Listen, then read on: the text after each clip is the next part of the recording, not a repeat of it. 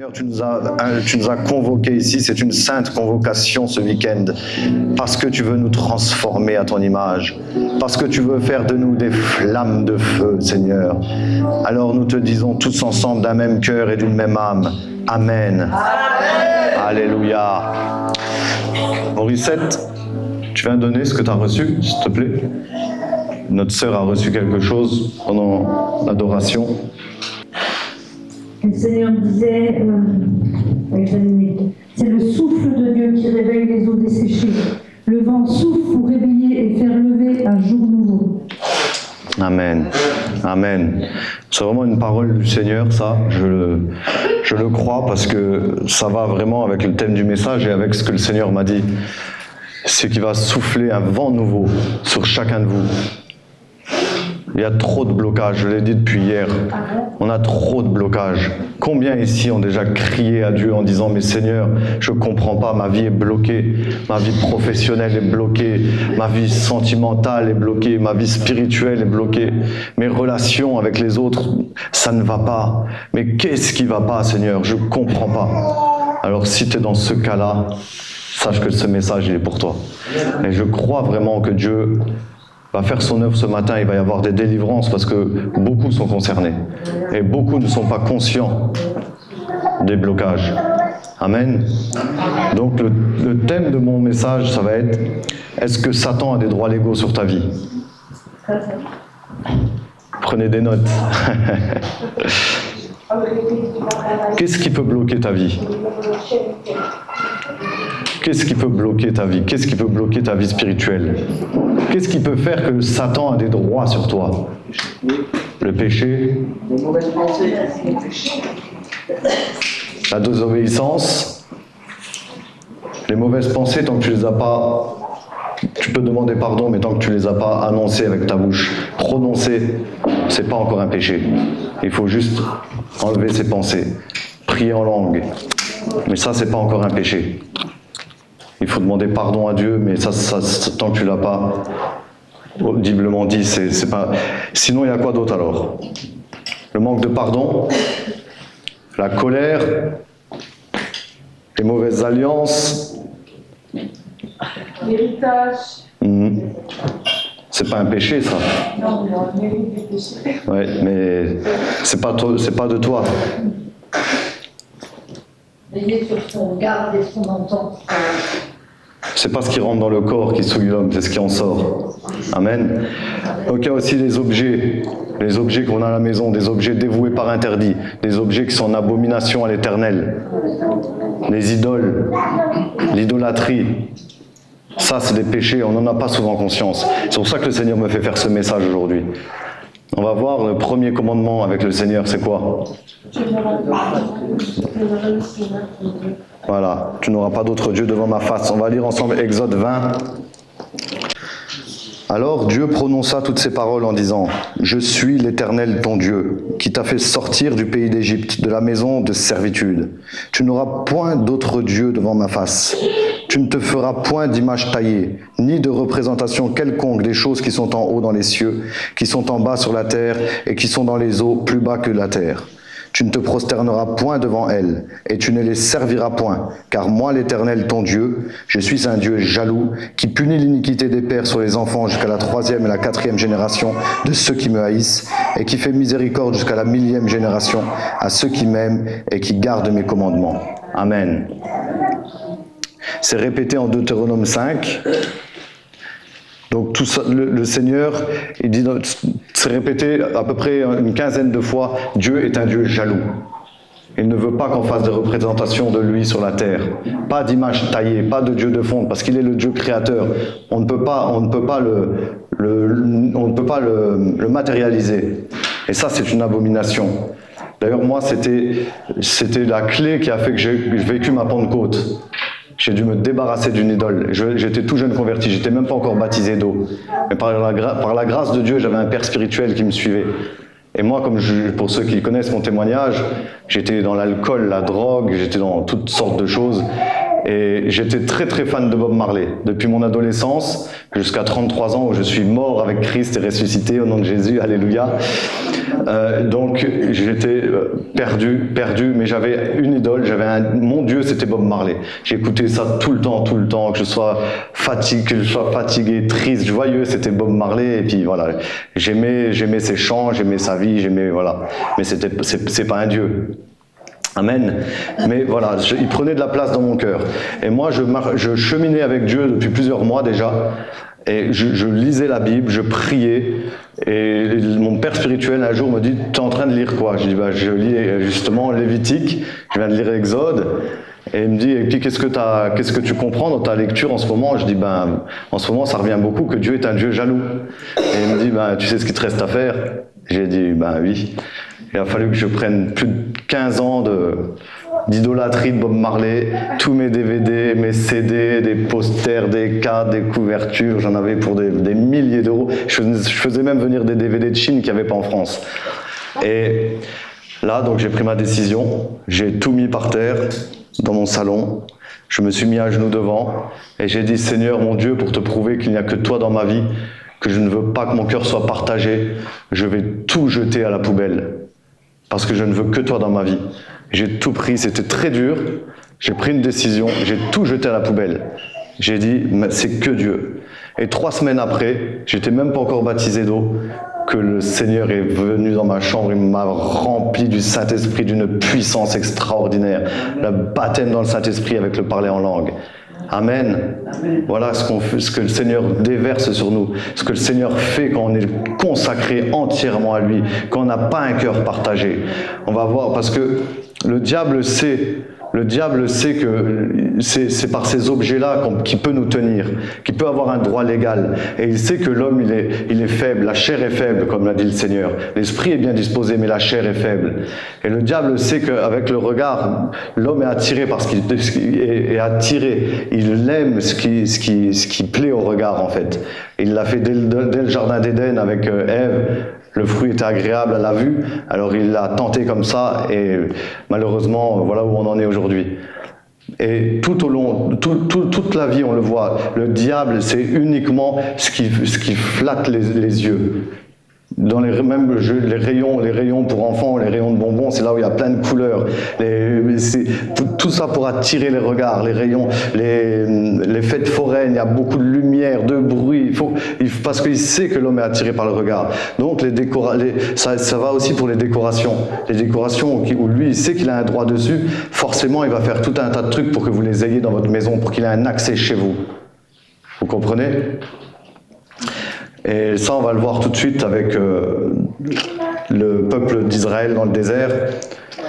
C'est dans Exode 32, le veau d'or. Vous connaissez tous l'histoire du veau d'or.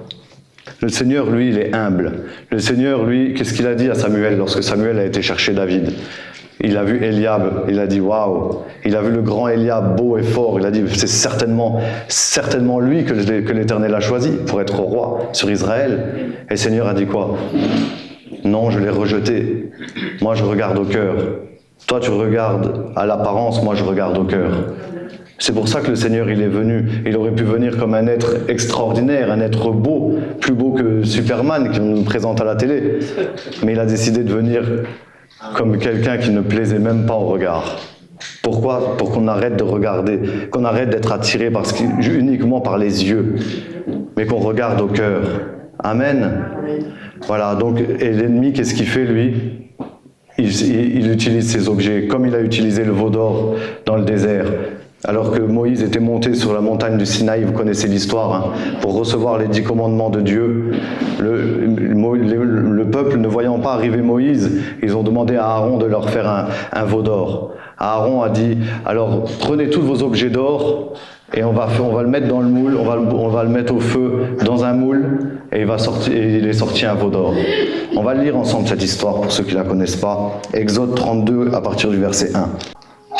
Le peuple, voyant que Moïse tardait à descendre de la montagne, s'assembla autour d'Aaron et lui dit « Allons, fais-nous un Dieu qui marche devant nous, car ce Moïse, cet homme qui nous a fait sortir du pays d'Égypte, nous ne savons pas ce qu'il est devenu. » Aaron leur dit « Ôtez les anneaux d'or qui qui sont aux oreilles de vos femmes, de vos fils et de vos filles, et apportez-les-moi. Et tous ôtèrent les anneaux d'or qui étaient à leurs oreilles, et ils les apportèrent à Aaron.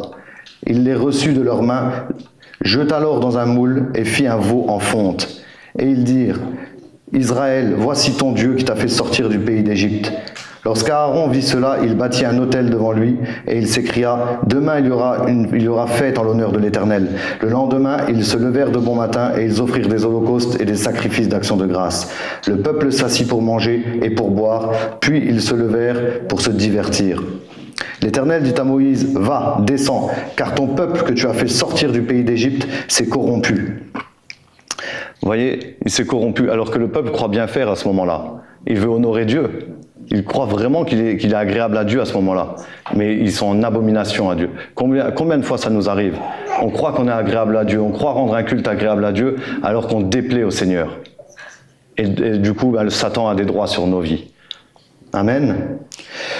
Ils se sont promptement écartés de la voie que je leur avais prescrite. Ils se sont fait un veau en fonte, et ils se sont prosternés devant lui. Ils lui ont offert des sacrifices, et ils ont dit, Israël, voici ton Dieu qui t'a fait sortir du pays d'Égypte. L'Éternel dit à Moïse, je vois que ce peuple est un peuple au cou raide. Maintenant laisse-moi, ma colère va s'enflammer contre eux, et je les consumerai, mais je ferai de toi une grande nation. Moïse implora l'Éternel son Dieu et dit, pourquoi, ô Éternel, ta colère s'enflammerait-elle contre ton peuple que tu as fait sortir du pays d'Égypte par une grande puissance et par une main forte? Pourquoi les Égyptiens, diraient-ils, c'est pour le malheur qui les a fait sortir, c'est pour les tuer dans les montagnes et pour les exterminer de dessus la terre?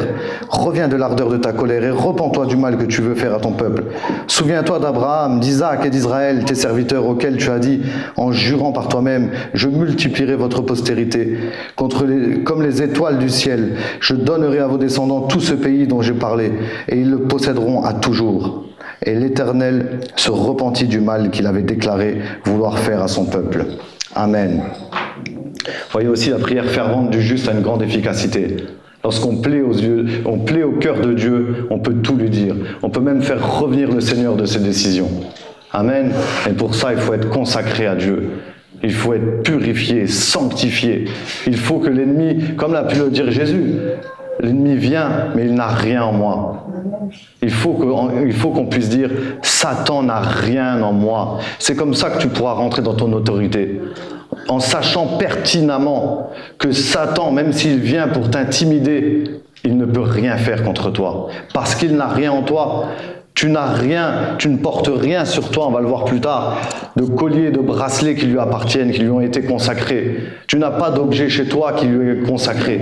Il n'a rien à faire, il ne peut rien te faire, il ne peut pas te toucher. C'est là que tu as ton autorité, comme Moïse. Amen. Il y a un autre exemple. D'ailleurs, en parlant de bracelets, je vais vous le dire tout de suite par rapport on va le voir tout de suite dans Exode 33, 4 à 6, on va lire ensemble. Vous allez comprendre là, au fur et à mesure, on avance, et vraiment vous allez comprendre où j'en viens, qu'il y a des choses les plus subtiles même à la maison. Là maintenant, si je vous demande, est-ce que vous pensez que vous avez des objets qui ne plaisent pas à Dieu à la maison? Est-ce que vous pensez que vous êtes dans l'idolâtrie dans votre maison? Qu'il y a de l'idolâtrie? 95% d'entre vous vont me dire non, je fais attention à ce que j'ai à la maison. Mais à la fin de ce message, 95% d'entre vous vont dire le contraire. Amen.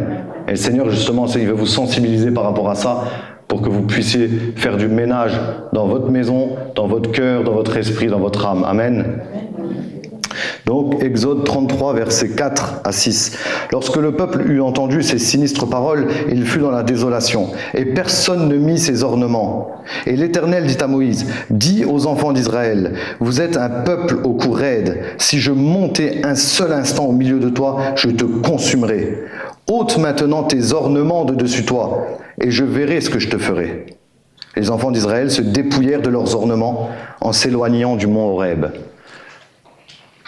Vous comprenez maintenant l'importance de ces objets-là, l'importance que Satan a pour ces objets-là, c'est que lui, il a des droits sur vous. Ces ornements-là, cet or qui a été fondu pour faire le veau d'or à Dieu, ce moule, ça vient d'où tout ça?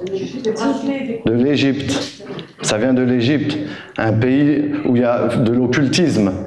C'était des personnes occultes qui faisaient ces objets-là. Le moule, il a été fait pour quoi? Le veau d'or, c'est un dieu en Égypte. C'était un dieu en Égypte. C'est pour ça qu'ils avaient ce moule-là. Et tout leur or, leurs ornements, c'était des ornements qui avaient été consacrés à d'autres dieux. Mais eux, ils ne le savaient pas, ils n'étaient pas conscients de cette dimension spirituelle. Mais maintenant, le Seigneur, par son Saint-Esprit, par sa grâce, il nous rend conscients. Il a dit que l'intelligence, la connaissance augmentera à la fin des temps. Amen. Donc nous, on n'a plus d'excuses.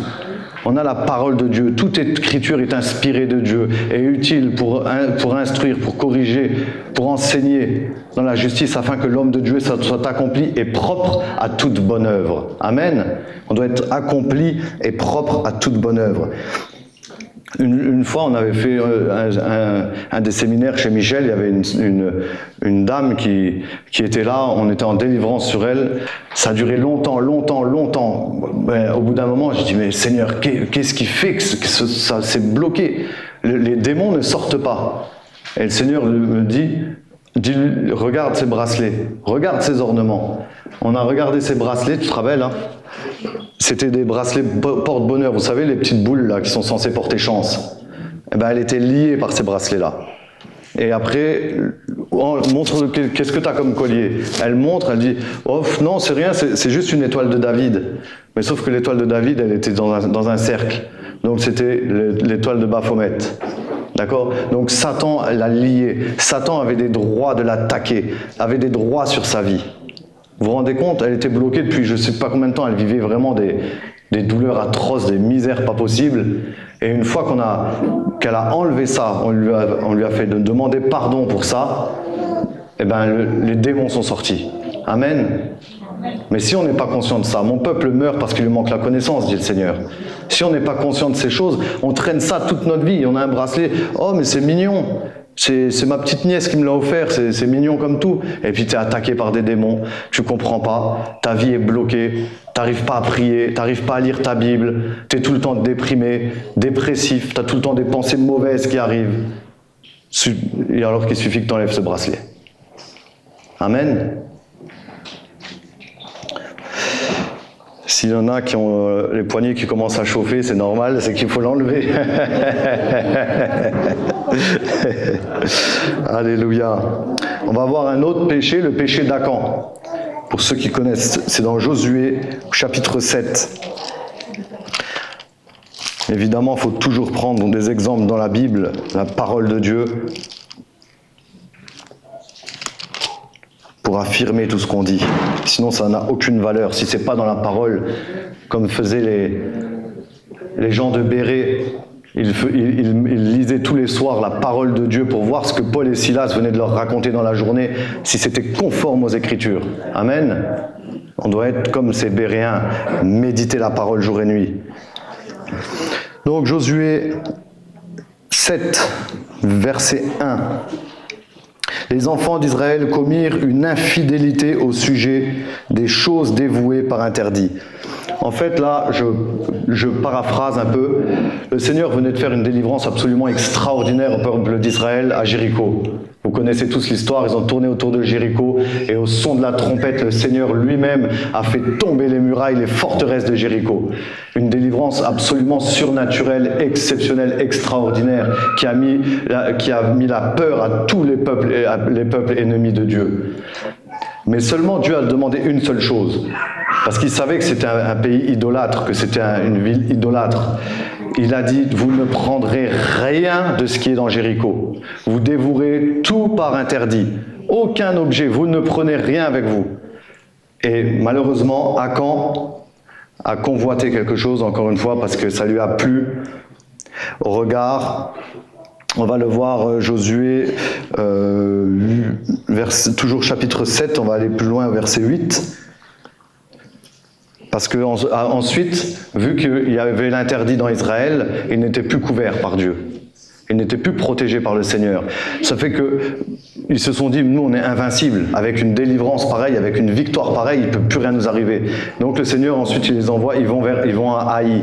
Haï c'est une petite ville, ils se disent bon, ils vont même dire à Josué, ça sert à rien de fatiguer tout le monde, on y va pas beaucoup, de toute façon la victoire est déjà acquise, ça va être facile. Malheureusement ils ont perdu et il y a eu beaucoup de morts. juste parce qu'il y en a un qui n'a pas obéi. Parce qu'il y en a un qui a ramené des choses dévouées par interdit, des objets qui étaient à la base voués à Satan. Il les a mis dans le camp d'Israël. Et ils ont perdu des hommes, ils ont perdu la bataille. Des fois, on perd des batailles qu'on aurait pu éviter. On a des combats qu'on pourrait s'éviter. C'est pour ça que le Seigneur fait faire ce message ce matin. C'est parce qu'il veut vous éviter ces combats-là. Il veut, comme j'ai dit depuis hier, j'arrête pas de vous le dire, et je le sens, même Noélie, elle a dit qu'elle l'a senti aussi hier, le Seigneur nous demande de nous fâcher, d'en avoir assez de notre situation. Il faut qu'on se fâche. Depuis le temps de Jean-Baptiste, le royaume est forcé, et ce sont les violents qui s'en emparent, dit le Seigneur. Il faut qu'on soit fâché, qu'on en ait assez. Seigneur, pourquoi on ne marche pas dans la puissance? Seigneur, pourquoi l'ombre de Pierre guérissait les malades? Il arrive au temple, il lève le paralytique, il n'a pas besoin de hurler, de crier, Pourquoi on ne marche pas, nous, avec cette puissance? Nous, on voit un paralytique et un mendiant, on lui donne une pièce, mais on n'a pas la puissance de le lever. Pourquoi, Seigneur? Montre-moi, pourtant c'est écrit dans ta parole. Si c'est écrit, c'est pour mon instruction. C'est parce que moi, je dois le vivre. Pierre n'était pas mieux que moi. Je ne suis pas mieux que Pierre. Je suis ton enfant. J'ai le Saint-Esprit en moi. Amen. Mais le Seigneur, ce matin, aujourd'hui, ce week-end, il veut vous sensibiliser par rapport à ça. Il faut qu'on soit conscient et qu'on cherche de tout notre cœur. S'il y a quelque chose qui bloque dans ma vie, c'est pas à cause de Dieu, c'est à cause de moi. Et il faut chercher pourquoi. Quel est ce problème? D'où vient ce problème? Amen. Donc, on va aller au verset 8. C'est Josué qui implore Dieu après la défaite. De grâce, Seigneur, que dirais-je après qu'Israël a tourné le dos devant ses ennemis? Les Cananéens et tous les habitants du pays l'apprendront. Ils nous envelopperont et ils feront disparaître notre nom de la terre. Et que feras-tu pour ton grand nom? L'Éternel dit à Josué, lève-toi. Pourquoi restes-tu ainsi couché sur ton visage? Israël a péché. Ils ont transgressé mon alliance que je leur ai prescrite. Ils ont pris des choses dévouées par interdit. Ils les ont dérobées et ont dissimulé et ils les ont cachées parmi leurs bagages. Aussi les enfants d'Israël ne peuvent-ils résister à leurs ennemis? Ils tourneront le dos devant leurs ennemis car ils sont sous l'interdit. Je ne serai plus avec vous si vous ne détruisez pas l'interdit du milieu de vous. Lève-toi, sanctifie le peuple, tu diras sanctifiez-vous pour demain, car ainsi parle l'Éternel, le Dieu d'Israël. Il y a de l'interdit au milieu de toi, Israël. Tu ne pourras résister à tes ennemis jusqu'à ce que vous ayez ôté l'interdit du milieu de vous. Vous vous approcherez le matin selon vos tribus, et la tribu que désignera l'Éternel s'approchera par famille, et la famille que désignera l'Éternel lui s'approchera par maison, et la maison que désignera l'Éternel s'approchera par homme.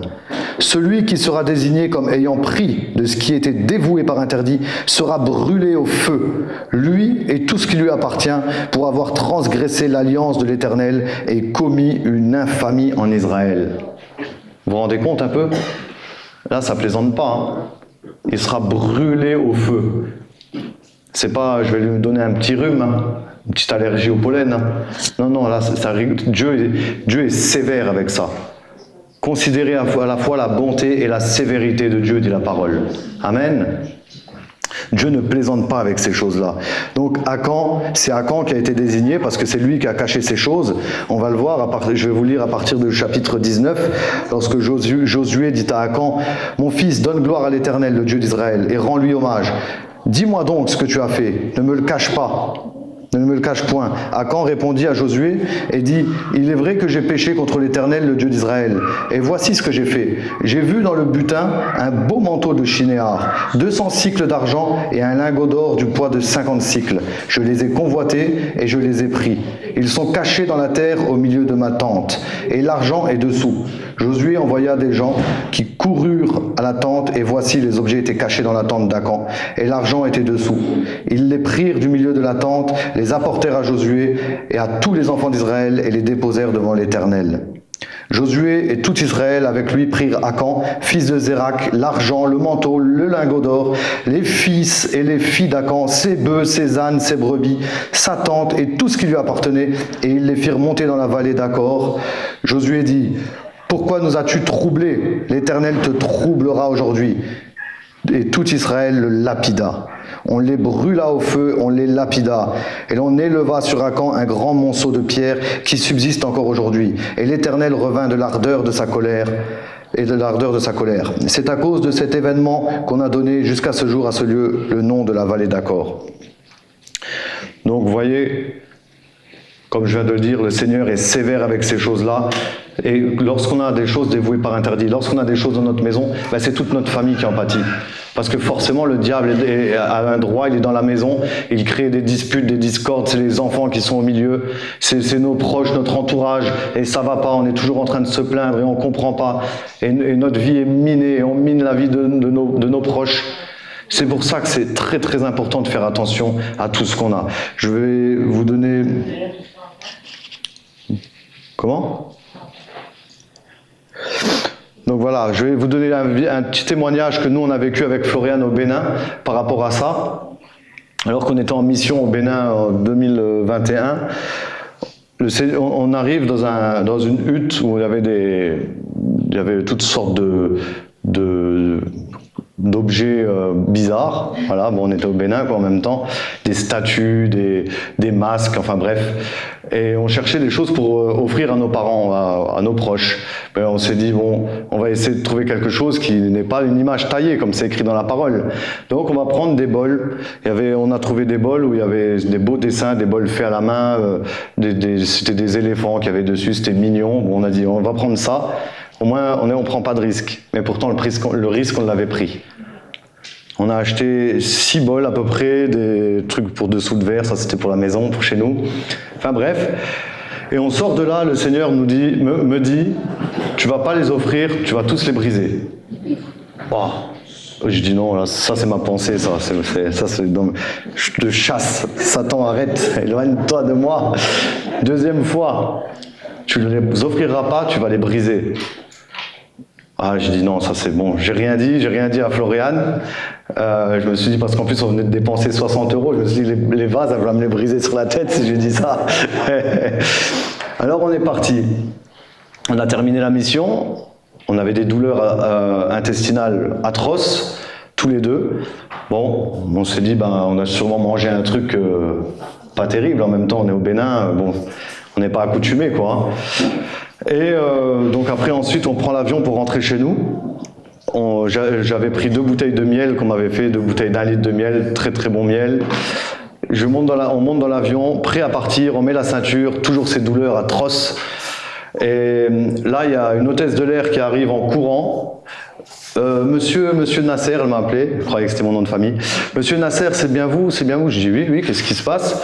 Elle dit, il y a quelque chose qui coule de votre valise, il faut absolument que vous veniez avec moi. C'est la première fois que je vivais un truc pareil. Il faut absolument que vous veniez avec moi, vous me suivez, vous venez avec moi. Bon, j'ai couru derrière elle était en train de courir. J'ai descendu l'escalier, il y avait une voiture qui m'attendait sur le tarmac. Je suis monté à l'arrière de cette voiture. La voiture me conduit jusqu'à la valise. Et voilà, il y avait les stewards là qui me disent, bon, c'est bien votre valise? Je dis, bah oui, je voyais ça couler, tout le miel qui avait coulé sur toutes mes affaires, les housses, les draps, les trucs. J'étais dégoûté. Ah, je dis, vous pourriez faire attention. Après, et puis j'entends Takiwalki qui se dépêche, l'avion va partir. Alors j'ai vite refermé, il y avait des bouts de verre partout en plus. Et je suis remonté dans la voiture à l'arrière, j'ai même pas vu qui était le chauffeur, je sais même pas qui c'était, enfin, je voyais pas. Et puis il me dit, ça va? Je dis, ah non, ils m'ont cassé mon miel, là, je suis dégoûté, toujours charnel, quoi, à ce moment-là. Et lui, il me dit, tout ce que Dieu fait est bon, et ça, c'était conduit. Wow. Et il me ramène au pied de l'escalier, je monte dans l'avion, et Flo, elle me dit, c'était quoi? Je lui dis, c'est le miel. Et puis l'autre dans la voiture, il me dit, tout ce que Dieu fait est bon. Qu'est-ce qu'il me raconte? Mon miel, je suis dégoûté. Bref, parce que j'étais pas conscient de cette réalité-là, en fait. Et là, on est rentré tout le voyage du Bénin jusqu'à la maison. Des douleurs absolument atroces, ça s'accentuait. Mais on comprenait pas, ils nous ramenaient notre plateau repas, on était là, on était incapables de manger tous les deux. C'était... Et on avait mal, enfin bref. On est arrivé chez nous, on a distribué les bols à un ami, à une amie à Florian, etc. Et puis il restait juste 2 bols, un pour nous de décoration et un que je devais apporter à ma maman le lendemain. Et c'est ça, tu m'arrêtes si Et puis le lendemain, Florian elle me dit mais c'est bizarre, les bols étaient intacts, des bols très très épais, hein, c'est du bois de 2 cm, très costaud. Hein. Et elle me dit c'est bizarre, il y a un bol qui est fendu, il est fendu en haut, de haut en bas, mais c'était comme s'il manquait 5 mm du bol. Et je dis mais c'est bizarre ça, donc ça peut arriver. Bon, et j'ai pas prêté attention. Et je dis ben écoute, on garde le bol là pour nous et l'autre qui est encore bon, on le donnera à ma mère. Et le lendemain, on n'y avait toujours pas été. Le lendemain matin, Floriane se réveille. Elle me dit, le deuxième bol, il est pareil. Fendu en deux. Il manquait vraiment, c'était impressionnant. Et là, au même moment, comment ? Très net. Un trait net, comme s'il était découpé au ciseau. Et je dis... et là, quand elle me dit ça, j'ai compris. Tout de suite, j'ai entendu de nouveau la voix de Dieu qui me disait tu ne les offriras pas, tu vas les briser. Alors là, tout de suite, on a été chez mon ami, on a cassé le vase, on a cassé tout ce qu'on avait à la maison, et il est resté son ami. Et elle lui dit, il faut que tu le casses. Elle a dit, mais j'arrive pas, c'est tellement fort et tout. On lui a expliqué d'abord. Et elle dit, mais c'est tellement costaud comme bois. Elle essayait, pas moyen de le casser. Et à un moment, elle a dit, Seigneur, si c'est vraiment de ta volonté que ce vase soit brisé, donne-moi la force de David. À un moment, elle fait ça, paf. Comme ça. Il a cassé net. Et ensuite, dès qu'on a tout cassé, plus aucune douleur. Plus aucune douleur, il n'y a même pas eu besoin de prier. C'est au moment où on a cassé le dernier, terminé. Le Seigneur avait dit, tu vas les briser, t'amènes pas ça avec toi. J'avais pris une chose dévouée par interdit, j'avais pris une chose qui avait été... Parce que après je dis, mais c'est pas possible, il n'y a pas de représentation, il n'y a pas une tête de démon moche là-dessus, c'est un petit éléphant. Mais qui c'est le Seigneur me dit, qui a confectionné ça ? Celui qui a confectionné toutes ces statues-là, quel Dieu il prie? Celui qui a façonné ce bol, qui a dessiné. Est-ce qu'il prie le Dieu tout-puissant que nous prions? Non. Donc il y a des choses, voilà, il y a des choses où vraiment il faut vraiment être avisé, aguerri. Amen. Demandez à Dieu, Seigneur, qu'est-ce que j'ai pu apporter à la maison qui me bloque? Peut-être que là, je suis en train de vous donner une solution à vos blocages. Amen. On va voir un dernier passage avec Géasi. Là, on va aller dans 2 Rois.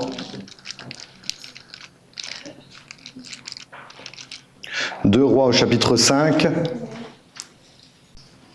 Alors là, il s'agit de Naaman, chef de l'armée de Syrie, qui avait la lèpre. Et il y avait ils avaient une fille, une servante, qui a dit, il y a un Dieu en Israël qui peut te guérir de ta lèpre. Alors Naaman il va en Israël. Et là, on va lire ensemble en 2 Rois 5, verset 5. Et le roi de Syrie dit, va, rends-toi à Samarie. Il parle à Naaman. Et j'enverrai une lettre au roi d'Israël. Il partit prenant avec lui 10 talents d'argent, 6000 cycles d'or et 10 vêtements de rechange de Syrie pour acheter sa guérison. Amen. Mais avec notre Dieu, la guérison, ça ne s'achète pas. Dieu est bon, il nous donne gratuitement. On reçoit gratuitement, on donne gratuitement. Amen. Donc là, il va avec des présents. Il va avec des présents et le roi d'Israël a peur parce qu'il se dit mais moi je peux pas guérir. Mais Naaman lui qu'est-ce qu'il va dire au roi Élisée pardon. Lorsqu'Élisée, homme de Dieu, apprit que le roi d'Israël avait déchiré ses vêtements, il envoya dire au roi, pourquoi as-tu déchiré tes vêtements? Laisse-le venir à moi et il saura qu'il y a un prophète en Israël. Naaman vint avec ses chevaux et son char et il s'arrêta à la porte de la maison d'Élisée. Élisée lui fit dire par un messager, va et lave-toi 7 fois dans le Jourdain. Ta chair redeviendra saine et tu seras pur. Ensuite on connaît l'histoire, il va râler mais bon il va y aller quand même et il va être pur. Il va sortir de l'eau purifié. On va ensuite aller ensemble au verset 15 lorsqu'il retourne guéri vers Élisée. Avec tous ses cadeaux, ses présents. Naaman retourna vers l'homme de Dieu avec toute sa suite. Lorsqu'il fut arrivé, il se présenta devant lui et dit « Voici, je reconnais qu'il n'y a point de Dieu sur toute la terre, si ce n'est en Israël. Et maintenant, accepte, je te prie, un présent de la part de ton serviteur. » Élisée répondit « L'Éternel dont je suis le serviteur est vivant, je n'accepterai pas. » Naaman le pressa d'accepter, mais il refusa. Naaman était conscient de ces choses spirituelles. C'est un prophète. Il était avisé. Oui, il avait aucune raison. Nous, on aurait dit, il n'y a aucune raison, pourquoi je refuserais? C'est gentil, je lui ai fait du bien, il veut me faire du bien. Mais Naaman était conscient. Il refusa, malgré les insistances de Naaman.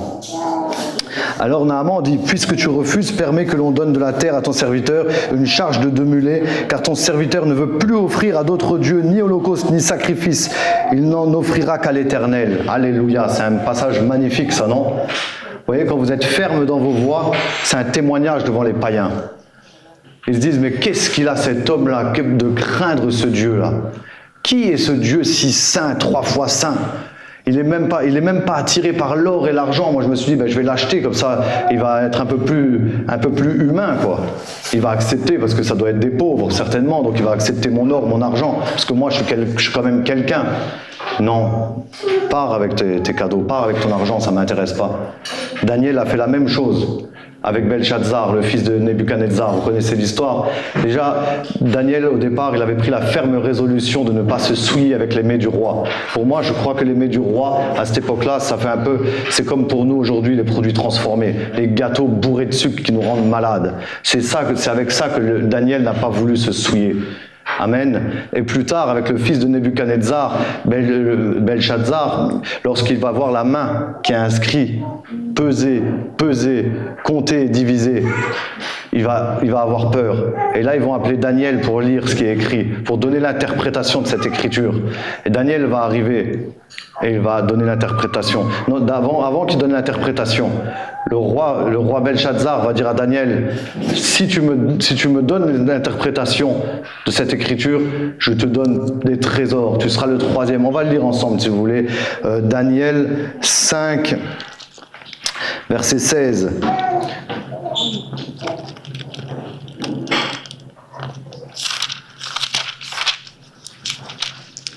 Parce que Daniel, lui, il avait reçu l'intelligence, la sagesse de Dieu. Il était conscient de toutes ces choses dont je vous parle. Daniel 5, verset 16. J'ai appris que tu peux donner des explications et résoudre des questions difficiles. Maintenant, si tu peux lire cette écriture et m'en donner l'explication, tu seras revêtu de pourpre. Tu porteras un collier d'or à ton cou et tu auras la 3e place dans le gouvernement du royaume. Daniel répondit en présence du roi, « Garde tes dons et accorde à un autre tes présents. Je lirai néanmoins l'écriture au roi et je lui en donnerai l'explication. » Amen. Garde tes dons, garde tes cadeaux. Je veux pas me souiller avec ça. Ça ne plaît pas à Dieu. Ça, c'est pas des objets qui ont été consacrés à l'Éternel. Ça n'a pas été façonné par un oint, par un serviteur, une servante de Dieu. Je n'en veux pas. Nous sommes dans le monde, mais nous ne sommes pas du monde. Nous sommes étrangers et voyageurs sur la terre. Le Seigneur, il dit, ne vous conformez pas à sa parole, qui dit, ne vous conformez pas au siècle présent, mais soyez transformés par le renouvellement de l'intelligence. Amen. Ça, c'est très important. Qu'on soit transformé, c'est pas rien. C'est pas changer, un peu modifier. Non, transformé par le renouvellement de l'intelligence. Il dit aussi, offrez vos corps comme un sacrifice vivant, ce qui sera de votre part un culte raisonnable. Et il y a une autre version qui dit, qui sera de votre part un culte intelligent. S'offrir comme un sacrifice vivant à Dieu. Seigneur, je me se lever tous les matins à dire, Seigneur, me voici, je m'offre comme un sacrifice vivant. Seigneur, consume tout ce qui n'est pas ta gloire, tout ce qui ne te plaît pas en moi. Viens me révéler les choses cachées. Viens me révéler ce que je ne comprends pas dans ta parole. Viens me révéler ce qui m'empêche d'avancer. Priez avec le psaume 139, verset 23-24. Sonde-moi, ô Dieu, et connais mon cœur. Éprouve-moi et connais mes pensées. Regarde si je suis sur une mauvaise voie et conduis-moi sur la voie de l'éternité. Amen. Amen. Ça, c'est des prières. C'est des prières qu'il faut apprendre, des versets qu'il faut apprendre. Amen. Donc voilà, Daniel était conscient de ces choses-là. Et Géasi, lui, n'était pas conscient de ces choses-là. On va le voir, je vais continuer. Donc Élisée, là, il va dire à Naaman, va en paix. Et lorsque Naaman eut quitté Élisée et qu'il fut à une certaine distance, Géasi, serviteur d'Élisée, homme de Dieu, dit en lui-même, voici mon maître a ménagé Naaman, ce Syrien, en n'acceptant pas de sa main ce qu'il avait apporté. L'Éternel est vivant. Je vais courir après lui et j'en obtiendrai quelque chose. Et Géasi courut après Naaman. Naaman, le voyant courir après lui, descendit de son char pour aller à sa rencontre et dit « Tout va-t-il bien ?» Et il répondit « Tout va bien. Mon maître m'envoie te dire, voici, il vient d'arriver chez moi 2 jeunes gens de la montagne d'Éphraïm, d'entre les fils des prophètes. Donne pour eux, je te prie, 1 talent d'argent et 2 vêtements de rechange. Naaman dit, consens à prendre 2 talents. Il le pressa et il serra 2 talents d'argent dans 2 sacs, donna 2 habits de rechange et les fit porter devant Géasi par 2 de ses serviteurs. Arrivé à la colline, Géasi les prit de leurs mains et les déposa dans la maison. Et il renvoya ces gens qui partirent. Puis il alla se présenter à son maître. Élisée lui dit, « D'où viens-tu, Géasi ?» Il répondit, « Ton serviteur n'est allé ni d'un côté ni d'un autre. » Mais Élisée lui dit, « Mon esprit n'était pas absent lorsque cet homme a quitté son char pour venir à ta rencontre. Est-ce le temps de prendre de l'argent et de prendre des vêtements, puis des oliviers, des vignes, des brebis, des bœufs, des serviteurs et des servantes ? La lèpre de Naaman s'attachera à toi, et ta postérité pour toujours. » Et Géasi sortit de la présence d'Élisée avec une lèpre comme la neige. Vous vous rendez compte ? Juste pour la convoitise. Il a été chercher 2 manteaux, 2 talents, on a vu. On aurait pu se dire, mais c'est pas méchant. En plus, Géasi, c'est un serviteur fidèle d'Élisée. Il mérite quand même quelques présents, quelques récompenses, quoi. Il a fait de mal à personne, il a été ramené ça dans sa maison. Non. C'est un principe divin. C'est un principe divin. C'est pour ça aujourd'hui, certains lépreux, c'est parce qu'ils sont descendants de Géasi. Vous vous rendez compte ? Aujourd'hui, des lépreux sont lépreux parce qu'ils sont descendants de Géasi. Parce qu'il a convoité ces choses-là. Il faut qu'on soit conscient de ces choses-là. Amen. Je vais conclure. En fait, voilà pourquoi j'insiste avec tout ça. Parce que et pourquoi je vous ai dit au début 95% vont me dire j'en ai pas chez moi d'objets, j'ai rien, et à la fin 95% vont dire finalement peut-être que si. Et il y en a même parmi vous qui ont déjà des pensées. Sûrement, je crois que le Saint-Esprit a déjà fait monter en vous des pensées, des objets qui sont chez vous, qui vous a pointé du doigt. Amen. Et ce qui m'a interpellé dans la parole de Dieu, dans le livre des rois et des chroniques, on voit qu'en tout, il y a eu 39 rois. Il y en a eu 19 dans le royaume du Nord, le roi d'Israël. Les 19 ont déplu à Dieu. Et il y en a eu 20 dans le royaume de Juda. Sur les 20, il y en a 8 seulement qui ont fait ce qui est droit aux yeux de Dieu. Et parmi ces 8, il y en a 5 dont il est écrit seulement, ce roi a fait ce qui est droit aux yeux de Dieu. Seulement, les hauts lieux, les idoles ne disparurent point. Donc ils ont fait ce qui est droit aux yeux de Dieu. Tu fais ce qui est droit aux yeux de Dieu. Seulement, les idoles ne disparurent point de chez toi. C'est pourquoi tu es attaqué. C'est pourquoi tu es bloqué. C'est pourquoi ta situation ne change pas, malgré tes jeûnes et malgré tes prières. Amen. Et j'ai calculé, ça fait à peu près seulement 7% des rois ont vraiment plu à Dieu sans idole.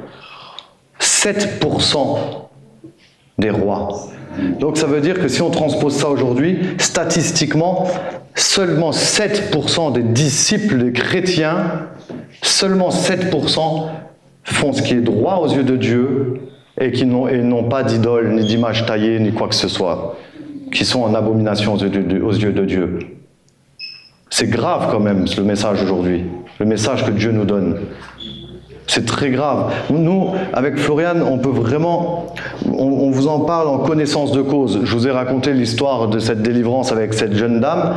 L'histoire du Bénin, j'en ai d'autres, des histoires de proches, d'amis qui vivent des choses terribles. Par la grâce de Dieu, maintenant que nous, on est avisés par rapport à ça, on le sait, quand on va chez quelqu'un qui a des problèmes, quelqu'un qui est tourmenté, on sent qu'il y a une oppression, paf, direct, l'œil va sur quelque chose, on sait que c'est ça qui donne des droits à l'ennemi. Et on peut en parler, on peut exhorter, aller dans la prière, faire avancer les choses. Moi, une fois, c'était il y a à peu près 3 ans, pas plus, je me consacrais vraiment, j'étais à fond et je cherchais la face de Dieu. Je sentais que Dieu voulait me donner plus, qu'il avait plus pour moi, mais il y avait des blocages. Je savais que j'étais comme contre un mur, je ne pouvais pas franchir ce mur et je me suis fâché, comme je vous dis de vous fâcher. Je me suis fâché, j'ai dit Seigneur, non, c'est pas normal, ça c'est pas normal, je veux que ma situation change, je veux guérir les malades, je veux faire ce qui est écrit dans ta parole, Marc 16, je veux que ce soit mon partage, Seigneur, c'est pas normal. Et je me fâchais, et j'ai jeûné, je me suis fait mal dans la prière, dans la consécration, dans le jeûne. Et plus je me consacrais, plus je jeûnais, plus je faisais des cauchemars. Plus j'étais attaqué dans mes nuits, mais vraiment des cauchemars pas possibles. Des attaques, des oppressions sataniques. Je dis, Seigneur, c'est pas possible. Je me levais le matin, je dis, non, Seigneur, dis-moi, s'il te plaît, parle-moi. Je sais qu'il y a quelque chose en moi ou chez moi qui va pas. Je sais que s'il y a quelque chose, c'est pas toi, c'est moi. Donc, s'il te plaît, Père éternel, Dieu de gloire, toi qui sais toutes choses, toi à qui rien n'est caché, révèle-moi ce qui ne va pas. Et le Seigneur me dit, va dans ton placard et tu fouilles dans le carton où tu as tes papiers. J'avais une société il y a 15 ans, que j'ai fermé entre-temps, et le Seigneur me dit, tu vas dans ce carton-là. Je dis, mais Seigneur, c'est quoi ça? C'est que mes papiers, les papiers de ma société, il n'y a rien là-dedans. Va dans ce carton. Bon, je sors tous les papiers. C'est un gros carton, un carton que je n'avais pas ouvert depuis des années. Il avait fait 2-3 déménagements avec moi, je ne l'avais pas ouvert. Bon, je sors, et tout au fond de ce carton, un tout petit Bouddha comme ça. Un tout petit Bouddha comme ça qu'un ami m'avait ramené de Thaïlande en 2009 ou 2010. Le Seigneur me dit, c'est ça. J'ai pris un marteau, je l'ai cassé, terminé. Plus aucun cauchemar. Et j'ai pu avancer. Le Seigneur a pu m'ouvrir des portes. J'ai pu enfin continuer cette course. Je savais qu'il y avait un blocage. C'est pour ça que je vous dis, fâchez-vous. Il y a forcément quelque chose qui bloque. C'est pas Dieu. Si ça bloque, c'est pas Dieu, c'est vous. C'est toi. Amen. Et il y a aussi, donc, on parle des objets. Depuis tout à l'heure, je vous parle des objets. Mais il y a aussi des pactes qu'on fait. Des alliances qu'on fait avec notre bouche. La parole de Dieu dit en Proverbe 18, verset 23, je crois, on peut aller vérifier, si quelqu'un peut vérifier. La mort et la vie sont au pouvoir de la langue. Quiconque l'aime en mangera le fruit. Donc voilà, la mort et la vie sont au pouvoir de la langue. Avec notre langue, on peut se lier à vie. On peut faire des alliances contre nature, là aussi des alliances qui ne plaisent pas à Dieu, qui sont comme une prostitution spirituelle devant Dieu et qui peut complètement nous bloquer, nous empêcher de rentrer dans notre destinée, l'appel que Dieu a pour nous. Je vous rappelle que Dieu a dit, je connais les projets que j'ai formés sur toi, projets de paix et non de malheur, te dit l'Éternel, afin de te donner un avenir et de l'espérance. Si tu n'as plus d'avenir, plus d'espérance, si tu es bloqué et que tu as plutôt des projets de malheur qui se réalisent, ça vient forcément de toi, pas de Dieu. Et il faut chercher d'où ça vient. C'est pas forcément un objet, ça peut être aussi une alliance que tu as fait contracter avec ta bouche. Et Floriane, elle va venir en parler parce que c'est elle qui a été touchée de très près et le Dieu a fait la grâce de lui révéler ces choses afin qu'elle puisse se repentir et avancer. Alléluia. Vas-y. Moi, ça va être assez rapide du coup, mais c'est un témoignage vraiment qui m'a marqué. Et je pense qu'il va vous marquer aussi, et c'est par rapport à ce que Nasser a dit au niveau des alliances, des mauvaises alliances qu'on fait. Donc, moi, en fait, déjà pour recontextualiser, depuis toute petite, j'avance dans les voies du Seigneur parce que j'ai été née dans une famille chrétienne, donc je remercie vraiment mes parents pour l'éducation qu'ils m'ont donnée. Et ce qui fait qu'aujourd'hui, voilà, je me suis jamais trop éloignée de Dieu en fait. Vraiment depuis toute petite, même si voilà, on a notre période d'adolescence, etc. Où on doit essayer de marquer les choses. Mais du coup, moi depuis toute petite, voilà, c'est vraiment Dieu et je sais que c'est ce chemin-là que je veux suivre. Donc merci Seigneur. Mais malgré cela, on peut faire quand même des erreurs parce que par manque de connaissances, comme on l'a dit. Et donc, avant de commencer en fait mon témoignage, je voudrais lire ce texte dans Osée 4:6 qu'on connaît tous, c'est mon peuple est détruit parce qu'il lui manque la connaissance. Puisque tu as rejeté la connaissance, je te rejetterai. Et tu seras dépouillé de mon sacerdoce. Puisque tu as oublié la loi de ton Dieu, j'oublierai aussi tes enfants. Donc, avec tous les exemples qu'on a vus aussi de Nasser, que Nasser a partagé, on voit bien que Dieu est très sévère en fait. Et ça va loin. Les conséquences, elles sont désastreuses en fait.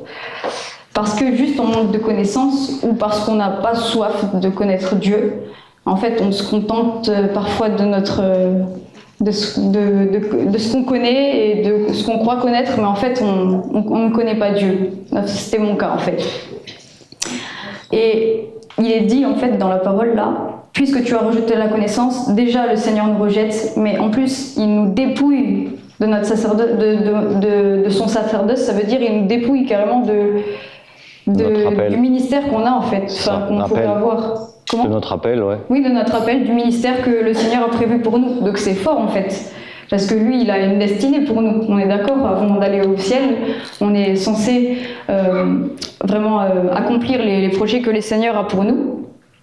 Et là, il nous dit, si vous manquez de connaissances, tout simplement, je vous enlève votre ministère. Et en plus, après, parce que nous oublions la loi de Dieu ou que nous ne la connaissions pas, il va oublier nos enfants. C'est chaud. Waouh. C'est très chaud. Et du coup, je pense que ça peut nous impacter et il faut vraiment qu'on se remette en question parce que ça coule sur nous, mais aussi sur nos enfants, comme on a vu. C'est à chaque fois de génération en génération, même avec Ghazi. C'est toute la postérité et à perpétuité en fait. Il n'y a pas de non-retour, c'est un non-retour. Donc moi je croyais connaître Dieu, mais en fait je manquais de connaissances et à une période de ma vie, quand j'avais 17-18 ans, même 16-17 ans, je me suis déjà fait baptiser à l'âge de 16 ans, quand j'étais au lycée. Donc là j'ai vraiment pris position pour Dieu. J'ai été baptisée du Saint-Esprit un peu avant le baptême d'eau. Et j'étais positionnée pour Dieu, j'aimais Dieu et j'avais vraiment cette soif du tout début où on a envie de parler de Dieu à tout le monde, etc. Et j'ai fait en fait à cette période-là une mauvaise alliance et j'en étais pas du tout consciente alors que j'étais engagée avec Dieu. Donc j'étais voilà. Et donc c'était la période de lycée, comme j'ai dit. J'avais une amie que j'aimais beaucoup, avec qui je me suis attachée. Et donc du coup, cette amie-là, elle avait rien en commun avec moi. C'est ça qui était drôle dans notre amitié. C'était que elle, c'était festival, elle fumait, etc. Moi, pas du tout. Mais on se retrouvait sur plein de points et elle écoutait en fait surtout ce que j'avais à dire parce que je lui témoignais beaucoup de Jésus. Et elle aimait beaucoup. Donc c'est comme ça aussi après sur tous les choses de la vie qu'on partageait et tout, on se retrouvait sur beaucoup de points. Donc on s'aimait beaucoup. Et alors qu'un jour j'étais sur les réseaux sociaux, donc voilà, faut faire attention. Quand on est jeune, on fait un peu n'importe quoi. J'étais sur Facebook, je crois, à l'époque, et je suis tombée sur une citation. À la base, j'aimais beaucoup les citations et tout. Donc je suis tombée sur une citation qui disait pour dire je t'aime, les Indiens ou les tribus indiennes disent Iapi Irakema, ce qui signifie j'ai été contaminé par ton être ou une partie de toi y vit et y grandit. Et je sais pas pourquoi, j'ai envoyé ça à cette fille. Mais sans arrière-pensée en fait. C'était vraiment une amitié forte comme celle par exemple qu'on pourrait dire avec Jonathan et David. Donc en fait moi j'étais pas du tout consciente de ces choses et surtout en tant qu'ado on est très fort dans les émotions et tout ça donc voilà. Et j'ai commencé à dire ça à chaque fois que je voulais dire que je l'aimais. Donc c'est moi qui ai apporté ça alors que j'étais déjà à Christ. Vous voyez donc l'importance des paroles aussi, des choses qu'on peut dire. En fait, j'avais pas conscience que c'était un pacte. Et là, c'était vraiment un pacte. Et c'est le Seigneur, 10 ans après, donc là, très récemment, qui m'a fait comprendre que ça bloquait quelque chose dans ma vie. En fait, comment j'ai compris que c'était un pacte? Parce qu'en fait, j'étais bloquée au niveau de mes rêves. Je rêvais toujours des mêmes choses. J'étais bloquée au lycée. Dans mes rêves, c'était tout le temps ça. Et souvent, ça se répétait, c'est-à-dire presque toutes les nuits, je rêvais période lycée et jamais après. Donc je rêvais jamais de Nasser, je rêvais jamais de ma vie après, quoi. C'était bizarre. Et je me disais, Seigneur, qu'est-ce que c'est en fait? Pourquoi je me suis bloquée là, dans mes rêves? En plus, cette fille, elle n'était pas dans mes rêves, hein. Donc je savais même pas si c'était ça à la base. Donc j'étais bloquée dans la période lycée. Après je me suis dit c'est peut-être parce que aussi faut que je défasse mes liens générationnels, parce que du coup voilà c'est ça. Donc j'ai tout fait, etc. J'ai prié, j'ai demandé au Seigneur, je comprends pas, Seigneur montre-moi, parce que moi j'avais envie de rêver aussi de choses que Dieu voulait me montrer, donc les songes de lui, quoi, tout simplement. Et en fait rien, j'arrivais pas à comprendre pourquoi. Et cette fille, je la voyais plus souvent, mais elle était toujours là dans ma vie quand même. Hein. Même 10 ans après, on se parlait beaucoup moins forcément, on se disait plus ces choses-là depuis longtemps, mais de temps en temps je la voyais, et donc Nasser la connaît. Mais il la sentait déjà pas trop. Il sentait déjà qu'il y avait quelque chose qui n'était pas normal, un peu malsain, c'est entre nous. Alors que pour moi, il n'y avait rien en fait. Et du coup, il voyait, en fait, un jour, il a vu que je lui ai envoyé un message, encore récemment, hein, donc il y a quelques temps, parce que je lui ai envoyé en fait un témoignage qui m'avait fait penser à elle. Et il était encore mal à l'aise, il dit pourquoi il se parle encore, quoi. Pour lui, il était mal à l'aise. Et le soir-là, ou je sais plus, oui, je crois que c'était le soir-là, il a fait une prière au Seigneur, il lui a donné vraiment une toison, il a posé une toison au Seigneur, il a dit: si Floriane, elle me dit qu'elle rêve encore du lycée cette nuit, c'est à cause de cette fille. Il avait déjà fait le lien, je sais pas comment il... Et du coup, ça n'a pas loupé. j'ai rêvé encore du lycée, etc. Donc là, il me demande le matin, je lui dis, oui, c'est vrai, j'ai encore rêvé du lycée. Il a dit, je crois que c'est cette fille-là. C'est cette fille-là, il y a quelque chose qui ne va pas. Et en fait, il a reçu Osée 4. Donc là, ce que je vous ai lu, Osée 4:6. Mais en fait, quand on continue un petit peu la lecture, on va voir dans Osée 4:12, il est dit: mon peuple consulte son bois. Là, il parle de l'idolâtrie d'Israël. Car l'esprit de prostitution égare, et ils se prostituent loin de leur Dieu. Et en fait, et après, je vais lire la suite. Ils sacrifient sur les sommets des montagnes. Ils brûlent de l'encens sur les collines, sous les chênes, les peupliers, les térébinthes, dont l'ombrage est agréable. C'est pourquoi vos filles se prostituent et vos belles filles sont adultères. Je ne punirai pas vos filles parce qu'elles se prostituent, ni vos belles filles parce qu'elles sont adultères, car eux-mêmes vont à l'écart avec des prostituées et sacrifient avec des femmes débauchées. Le peuple insensé court à sa perte. Et là, en fait, j'ai compris que c'était un réma en fait pour moi. En fait, c'est comme si j'avais sacrifié avec cette fille tout de suite. Il y a ce terme Yapi Rakeva qui m'est revenu, ce lien en fait qui est revenu. Et là, j'ai commencé à faire des recherches parce que du coup, à l'époque, j'avais pas du tout cherché plus loin. Et en fait, j'ai compris que c'était un pacte. C'était un pacte que j'avais posé et c'était même, j'avais ouvert en fait mon cœur et son cœur en fait à des esprits même chamans, du chamanisme, parce que là-bas, dans les tribus indiennes, ils croient à ça, quoi. Donc, waouh. Et là, j'ai compris et ça, waouh. J'ai demandé vraiment pardon à Dieu pour ce que j'avais fait, parce qu'en fait, j'étais déjà engagée avec Christ. Et en fait, depuis que j'ai demandé pardon, et puis après, j'ai vraiment chassé cet esprit-là de ma vie, voilà, etc. Et j'ai brisé tout lien avec ça. L'attrape-rêve aussi. Ah oui, c'est vrai. C'est ça. Ah oui, et en plus, j'ai même pas dit. Mais cette fille, elle avait même tatoué en fait ça sur son bras. Ouais, donc chaud. Et en plus, elle a commencé à faire des attrape-rêves. Donc ça aussi, ça va avec. Mais j'étais pas du tout consciente à l'époque-là, comme je vous dis. J'étais vraiment très loin du combat spirituel et des conséquences et tout ça. Et déjà, je croyais en tant que chrétienne, on pouvait pas avoir des mauvais esprits ou quoi. Et du coup, en fait, elle a fait des attrape-rêves.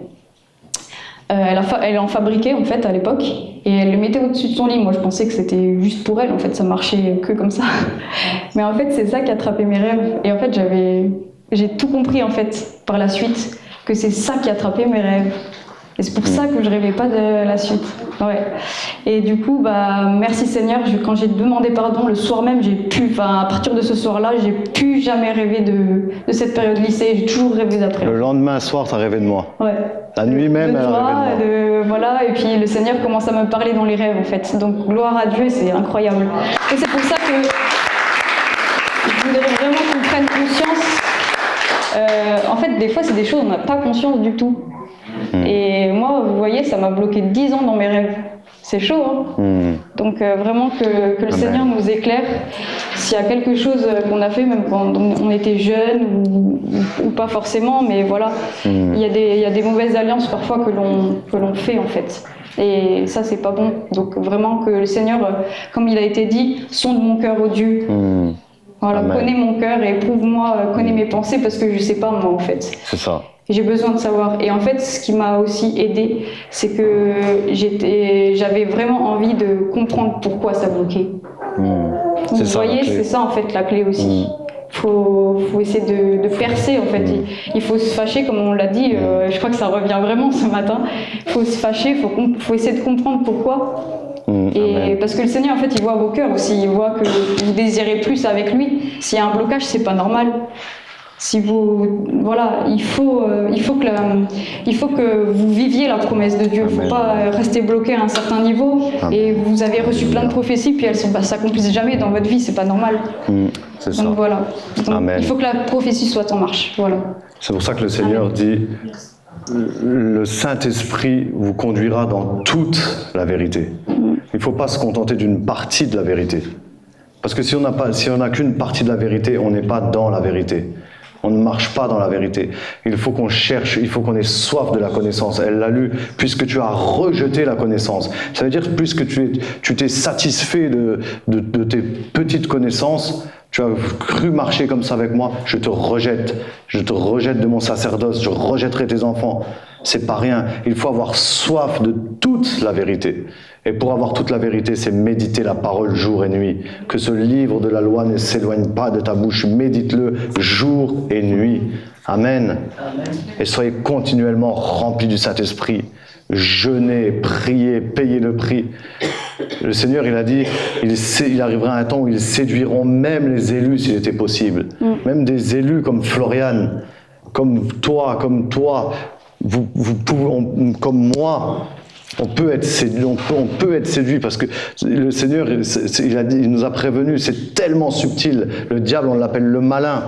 Si on n'est pas rempli de la parole de Dieu, rempli du Saint-Esprit, forcément, tôt ou tard, on tombera dans un piège.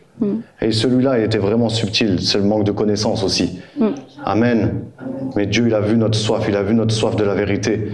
Il est vraiment merveilleux. Alors Florence, ce qu'elle a fait, quand on a reçu ça, quand le Seigneur s'est révélé, c'était pas de la jalousie d'une relation, c'est parce que, pour vous mettre dans le contexte, ça faisait plus de 10 ans qu'elle cherchait sa conversion. Et comme on évangélise, on parle à tout le monde de Dieu, mais avec elle, elle s'accrochait. Et son amie, je sentais que elle lui disait souvent, ah là j'ai lu ça, quand elle voyait que Flo se détachait un peu, elle lui disait, là je commence vraiment à m'approcher de Dieu, pour qu'il y ait toujours cette proximité, comme si il fallait que Flo continue à lui courir après, un peu comme Dieu, il y avait un petit manège qui était malsain, alors que le Seigneur a dit au bout d'un moment, je lui ai dit, secoue la poussière de tes pieds, au bout d'un moment, il y en a des milliards qui t'attendent. Tu vas pas perdre ton temps à chaque fois à envoyer des choses ou quoi. Il faut aussi qu'elle a reçu mon témoignage, son témoignage, elle a vu son témoignage de vie pendant 10 ans, sa consécration. Donc au bout d'un moment, tu dois faire ton choix. C'est pas possible. Et je disais au Seigneur, il y a quelque chose qui va pas dans cette relation. Et voilà, elle a raconté la suite. Le Seigneur est merveilleux. Donc on va faire un simple appel. C'est que si tu te sens dans cette situation, si le Seigneur pendant ce message t'a parlé, et tu sais de toute façon que tu es bloqué quelque part. Et si tu en as marre de cette situation, que tu veux que ça change, que tu veux aussi que le Saint-Esprit te conduise dans toute la vérité, qu'il vienne te révéler, comme il a fait avec moi, va au fond de ce carton, va voir le Bouddha qui est là-bas, qui t'empêche d'avancer, comme Floriane, qui lui donne ce réma en Osée 12. Le Seigneur est bon, le Seigneur il vous a pas donné ce message pour vous laisser comme ça, parce que lui aussi il en a assez de votre situation. C'est ça. Amen. C'est pas forcément, on n'appelle pas pour appeler parce que ça nous fait plaisir de voir des gens se lever puis venir. Non, on sait que ça c'est un message de Dieu tellement important qu'il peut vous éviter des souffrances, des combats, des défaites, des pertes de temps, des pertes d'argent, de la mauvaise santé. Il y en a parmi vous qui sont attaqués par la santé, je l'ai reçu hier, des attaques démoniaques dans la santé parce que Satan il a un droit sur vous. Amen. Il n'y a personne ici, il n'y en a pas un qui est au-dessus d'un autre. Nous sommes tous à la base des pécheurs, sauvés par grâce, par la grâce de ce Dieu si bon, si merveilleux, qui est venu sur la terre. Parce que si notre Dieu n'était pas venu, s'il n'avait pas envoyé son Saint-Esprit, on serait voué à Satan. Tout ce qu'on aurait, ça viendrait de lui. Il a dit à Jésus, quand il a tenté Jésus dans le désert, tout ce royaume et cette gloire, je te le donne si tu te prosternes devant moi, parce qu'il m'a été donné. Et c'est vrai, il a été donné par le péché, par notre péché. Et c'est pour ça qu'il se permet de donner des bouts de son royaume, des bouts de sa gloire, Satan, parce qu'il est le prince de ce monde. Il peut donner des bouts de sa gloire à ceux qui se prosternent devant lui, à ceux qui l'adorent, à ceux qui se consacrent à lui. Malheureusement, ceux qui font ça, ils vont vers la mort éternelle, vers les souffrances éternelles. Mais nous, notre Dieu est venu pour nous donner la vie éternelle, Amen. pour nous sauver, nous laver de nos péchés, pour nous faire marcher en nouveauté de vie, pour qu'on n'ait plus à marcher selon le train de ce monde, pour qu'on soit libre. Celui que le Fils a franchi est réellement libre. Est-ce que tu veux être réellement libre? Est-ce que tu en as assez de ta situation? Est-ce que tu veux que ça change? Est-ce que tu veux que le Seigneur te montre dans une vision ou dans un songe quel est le droit encore que l'ennemi a sur toi pour te toucher, pour te mettre dans des états de colère, pour te donner des états de dépression? Tu es souvent en dépression, tu es souvent en train de déprimer sur ta couche, en train de pleurer, en train de t'apitoyer sur ton sort. Ce sont des esprits mauvais qui sont dans ta chambre parce qu'ils ont un accès dans ta chambre. Parce qu'il y a quelque chose, un bibelot qui n'est pas consacré à l'Éternel, qui n'est pas oint, et tu subis, et tu souffres, et tu n'avances pas, et tu ne comprends pas pourquoi. Tu ne comprends pas pourquoi.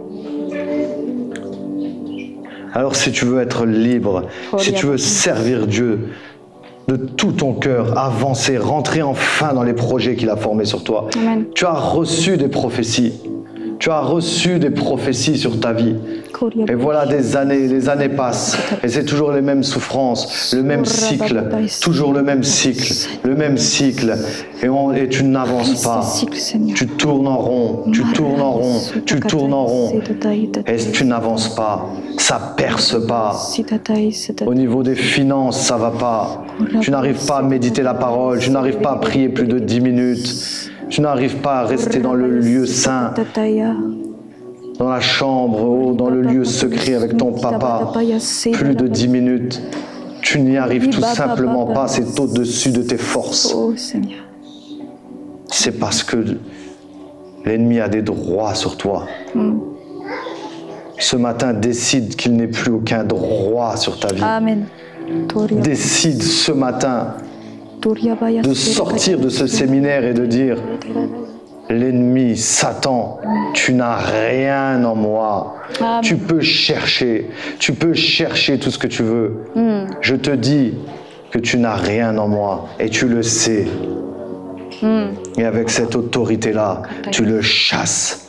La parole de Dieu dit: soumettez-vous donc à Dieu, résistez au diable et il fuira loin de vous. Alléluia. Est-ce que tu veux que le diable fuit loin de toi, qu'il arrête d'être là au coucher, qu'il arrête d'être là au réveil, qu'il arrête d'envoyer ses démons t'attaquer, d'envoyer des maladies, d'envoyer des disputes, d'envoyer des pertes financières, qu'il fuit loin de toi ce matin. Décide ce matin de te débarrasser de tout ce qui est dévoué par interdit. Tout ce que tu croyais qui plaît à Dieu. Que le Seigneur vienne te révéler ces choses. Amen. Amen. Que le Seigneur vienne te transformer par le renouvellement de l'intelligence. Demande pardon à Dieu. Demande pardon à Dieu. Repens-toi devant ton Dieu. Si tu veux te mettre à genoux, mets-toi à genoux. Comme je l'ai dit tout à l'heure, c'est pas un spectacle, c'est pas un show. On n'est pas là pour plaire aux hommes. On est là pour plaire à Dieu. On est là dans la présence de notre papa. On est là pour dire, papa, je suis là, tu vois, comme je suis fatigué, chargé, fatigué, papa. Je viens humblement devant ton trône pour que tu puisses me décharger de mes fardeaux. Et je te demande pardon. Je te demande pardon pour toutes mes idolâtries, pour tous les pactes, toutes les alliances que j'ai pu faire avec ma bouche, que j'ignorais, peut-être même ce que j'ignore encore, comme l'a pu le dire David. L'homme selon ton cœur. Je veux être un homme, une femme selon ton cœur. Alors Seigneur, révèle-moi ce qui ne te plaît pas en moi. Papa, j'ai besoin de toi. Alléluia. Sans toi, je suis perdu. Sans toi, je suis bloqué. Sans toi, je n'ai que souffrance. Père éternel, Dieu de gloire, aie pitié de moi. Vois ma situation. Pardonne-moi, Seigneur. Prie, parle à Dieu, parle à Dieu, parle à Dieu, élève ta voix, ne regarde pas ce qui se passe à gauche, à droite, ne retiens rien. Parce que lorsque tu souffres sur ta couche, lorsque tu pleures, lorsque tu as mal, il n'y a personne autour de toi. Personne ne fait attention à toi si ce n'est le Père qui te regarde. Alors parle à ton Père qui te regarde. Parle-lui, il te regarde, il attend que tu lui parles, il attend que tu te déverses, que tu lui dises qu'est-ce qui ne va pas. Si moi j'étais pas venu devant Dieu en disant mais Seigneur, qu'est-ce qui ne va pas? Papa, je suis bloqué, qu'est-ce qui ne va pas? Il ne m'aurait jamais montré ce qu'il y avait au fond de ce carton. Et il y serait encore. Et je souffrirais encore. Et je ferais encore des cauchemars et je serais encore tourmenté nuit et jour. Parle à ton Dieu, demande pardon. Demande pardon.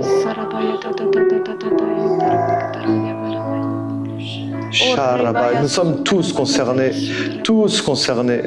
Nous ne sommes pas meilleurs que le peuple d'Israël en Égypte qui s'est fait le veau d'or. Il n'y en a pas un seul qui a dit non, moi je ne prends pas part à ça. La Bible ne nous le dit pas. Personne n'a dit non, non, non, moi je ne fais pas ça. Tous, d'un commun accord, se sont prosternés devant le veau d'or. Nous sommes tous coupables devant Dieu pour telle ou telle chose. Alors parle à ton Dieu et demande pardon. Demande pardon. Le Seigneur résiste aux orgueilleux, mais il fait grâce aux humbles.